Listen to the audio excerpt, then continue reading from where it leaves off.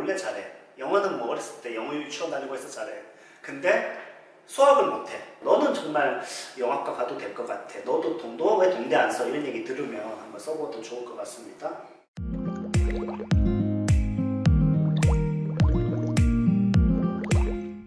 네, 안녕하세요. 레스포 케아트 연구경 원장 이상민입니다. 오늘은 그 학교를 아주 공평하게 그냥 서울 경기권 뭐 이런 식으로 지역별로 나눠서 가나다 순으로 해서 4년제 대학교, 3년제 대학교 이렇게 쭉 그냥 정말 하나씩 다 붙어보는 그런 컨텐츠 한번 기획해봤고요. 뭐 예를 들면 학종 중심 학교, 뭐 실기 중심 학교 이렇게 모아서 보는 건 좀 너무 흔한데 오히려 그런 시각이 아니라 되게 균등한 시각으로 이렇게 학교를 좀 조망할 수 있는 장점이 있기 때문에 제가 학원에서 학생들 그 수시 브리핑할 때 그렇게 해봤는데 좀 재밌어가지고 한번 컨텐츠로 한번 구성해봤습니다. 일단은 수도권에 당연히 이제 경기대학교가 제일 먼저 나오고 있고요.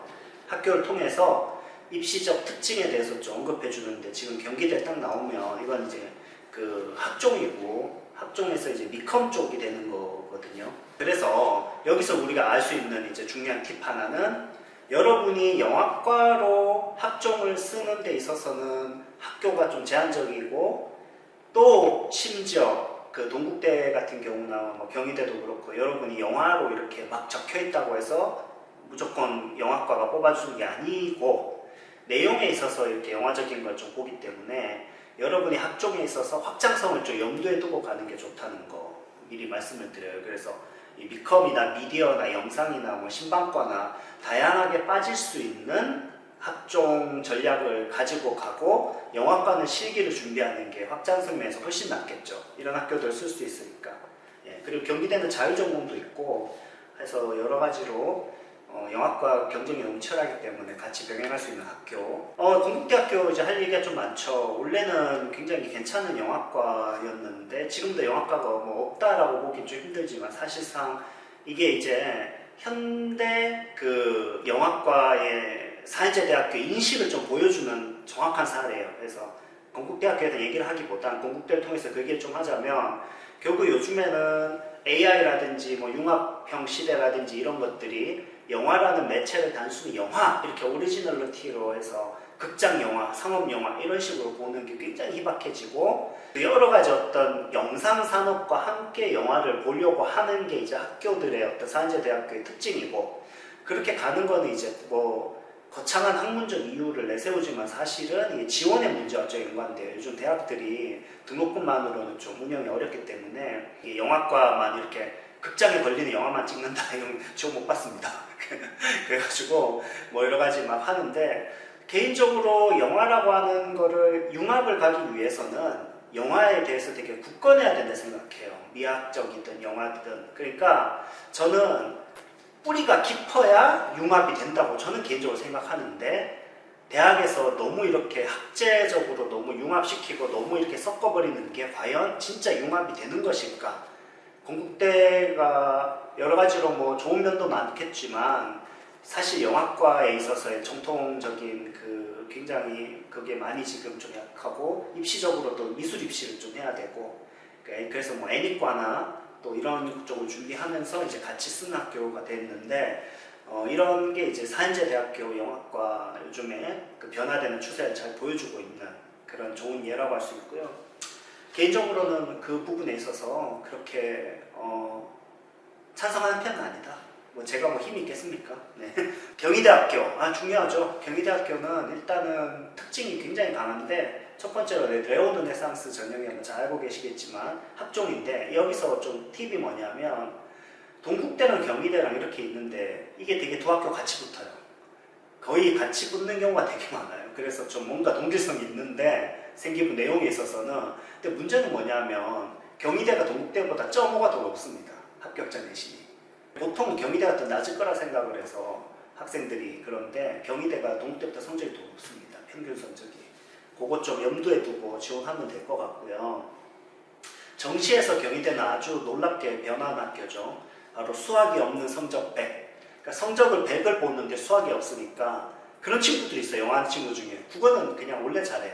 영어는 뭐 어렸을 때 영어 유치원 다니고 해서 잘해.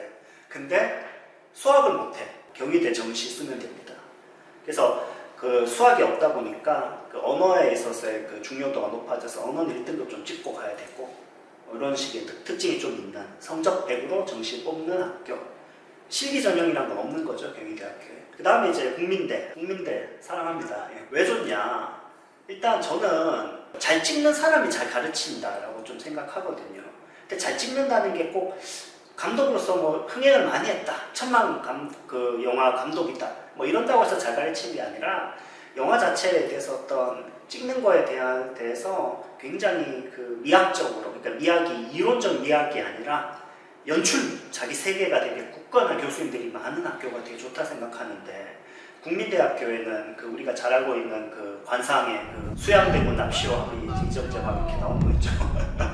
그거 찍으신 분, 그 외에도 3대 이제 그 촬영 뭐 편집 이쪽으로 거의 뭐 AFI, 바로 세계 최고의 컨서바토리, 그 미국 그 세계 랭킹 1위, 항상 1위죠. 저는 그런 국민대가 다른 그 과들도 좀 봐야 돼요. 미술이나 이런 쪽도 그 예술 쪽으로 굉장히 강한 학교예요. 국민대 실기는 뭐 잘 알고 있겠지만 시를 재창작하는 건데 1050자인데, 요거는 이제 결국 로그라인의 연장선상이에요. 1050자 써보면 알겠지만 굉장히 작거든요. 기승전결이기 때문에 장면이 최소한 그 시퀀스가 4개는 돼야 되는데, 그 안에서 기승전결이 뚜렷하고 시를 재창작한 글이기 때문에 천자 안에 표현하려면 결국에는 아주 시놉시스 형태로 2000자짜리 글과 1050자짜리 글이 되게 달라요. 같은 스토리텔링 유형이지만 오히려 좀 줄거리 위주로, 시놉시스 위주로, 또 로그라인에서 좀 발전시키는 형태에 되게 강하고, 그런 면에서 또 인간에 대한 이해, 사회적인 거에 대한 이런 걸 되게 중요시하는 학교예요, 국민대. 그래서 그런 거에 대한 이해가 좀 있고,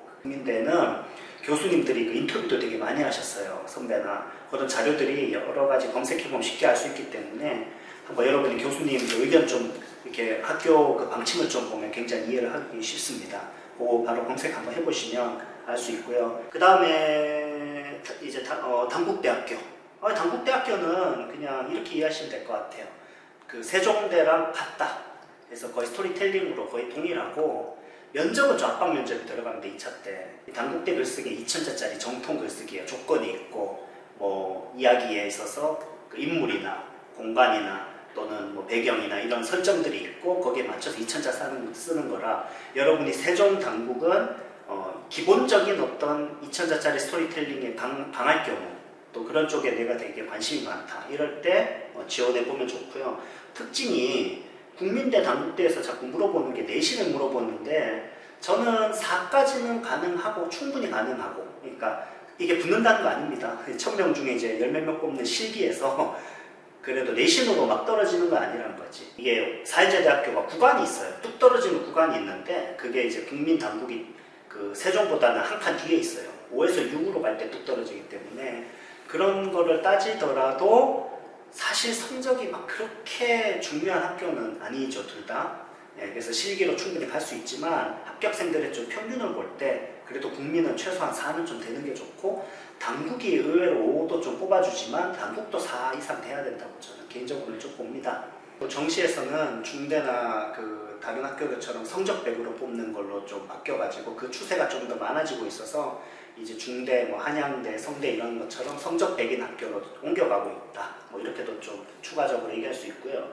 그 다음에 대진대가 나오는데, 이 대진대는 수도권에 있고 입시 문제가 이미 나와요. 그래서 그 3개 중에 하나 나오고 뭐 이런 식인데, 여러분 그거는 뭔 말을 하냐면 열심히 한 친구를 뽑겠다는 거죠. 그래서 대진대 같은 경우는 여러분이 열심히 할 수 있는 영화에 대한 애정, 또 입학해서 열심히 할 수 있는 그런 좀 정신보장이 잘 돼 있으면 합격할 수 있는 학교이기 때문에, 여러분이 이제 다른 학교들의 좀 리스크들 있는 학교를 많이 쓰면서, 또 대진대 그래도 저희 선배들이 굉장히 영화 잘 찍고 있기 때문에 저는 정시에서도 또 대진대도 한 번 더 쓸 수 있기 때문에 여러 가지로 너무 이렇게 이제 경쟁률 높은 실기 학교들과 함께 병행하기 되게 좋은 학교고, 여러분이 열정이 있으면 또 충분히 영화를 잘 찍을 수 있는 학교로 저는 추천하는 학교 중에 하나입니다. 자, 그 다음에 동국대학교. 동국대학교가 사랑하죠. 왜 동국대를 사랑하냐면 중대 너무 경쟁이 치열해요. 너무 적게 뽑고, 그렇죠? 실기 하나밖에 안 보고 면접을 안 보고, 그 한양대는 뭐 성적밖에 안 보고 학종인데 정시도 성적이고 뭐 중대도 성적이고. 근데 동국대가 빅3라고 해서 그렇죠. 한양대, 중대, 동대 뭐 이런 전통적인 최고의 명문 학교인데 학종에서 제가 이렇게 한 지난 10년 이상을 동국대 입시를 좀 이렇게 관찰하면서 느끼는 건 그 300 보면 이렇게 그 나는 관대하다 뭐 이래가지고 그런 것처럼 되게 관대해요. 그러니까 동국대가 참 이렇게 좋은 학생을 좀 통찰하려고 하는 노력이 좀 엿보인다고 해야 될까? 그런 게 참 마음에 들어요. 제가 마음에 든다고 뭐 바뀌는 건 없지만 그런 게 참 고맙더라고요. 그러니까 무슨 말이냐면 성적이 일단 막 2점대 아니면 안 되고 이럴 거 생각하는데 3점대들이 더 많아요. 2차 합격하는 애들 보면. 그리고 학교도 되게 다양하게 뽑아줘요.